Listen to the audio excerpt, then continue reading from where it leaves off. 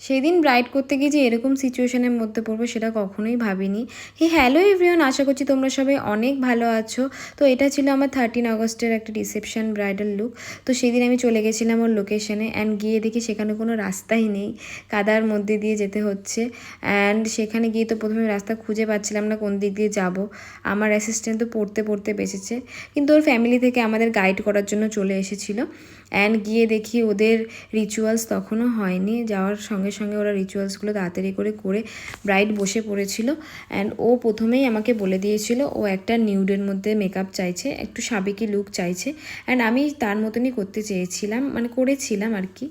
তো দেখো ফার্স্টে আমি কালার কারেক্ট করে নিচ্ছিলাম, অ্যান্ড দেন দেখো আমি ফাউন্ডেশনটা কিভাবে ইউজ করছি। ফাউন্ডেশনটা একদম দেখো লোয়ার ডিরেকশানে দিয়েছি, সেটাকে কিন্তু আপার ডিরেকশানে আমি ব্লেন্ডার দিয়ে ভালো করে ব্লেন্ড করে নিচ্ছি। এভাবে যদি তোমরা ফাউন্ডেশন অ্যাপ্লাই করো তাহলে কিন্তু ফাউন্ডেশনের পরিমাণটাও কম লাগে, অ্যান্ড এতে খুব ভালো তোমার একটা হালকা বেস হয়, যেটা আজকালকার ব্রাইডরা সবাই চায় আজকাল একটু হালকা বেস হবে, একদম নিউড মেকআপ হবে। তো এভাবে যদি করো তোমরা কিন্তু এরকম সুন্দর একটা বেস পাবে। তো তারপর দেখো আমি একটা স্মোকি আই করে নিয়েছিলাম, যেটা ওর ডিমান্ড ছিল, অ্যান্ড সুন্দর করে একটুখানি আইলাইনার টেনে নিয়েছিলাম।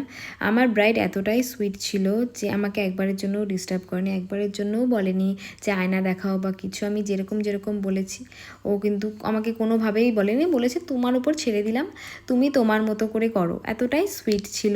তো এটা ছিল ওর ফাইনাল লুক। তোমরা যদি এরকম ধরনের মেকআপ শিখতে চাও তো আমাদের আপকামিং ব্রাইডাল মাস্টার ক্লাস শুরু হতে চলেছে, তো আমার সাথে তোমরা কন্ট্যাক্ট করতে পারো। তো ওর কিন্তু বিয়েতেও আমি সাজিয়েছিলাম, অ্যান্ড এটা ওর রিসেপশান লুক ছিল। আশা করি তোমরা বিয়ের লুকগুলো দেখেছো।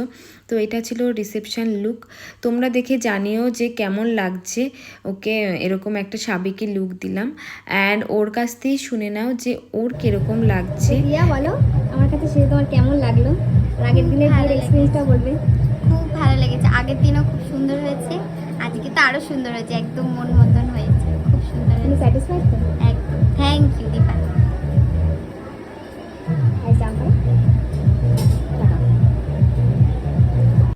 অ্যান্ড তোমরা যদি তোমাদের ব্রাইডাল ডেতে, তোমাদের স্পেশাল ডেতে এরকম লুক পেতে চাও তো আমার সাথে অবশ্যই কন্ট্যাক্ট করতে পারো। Till then tata.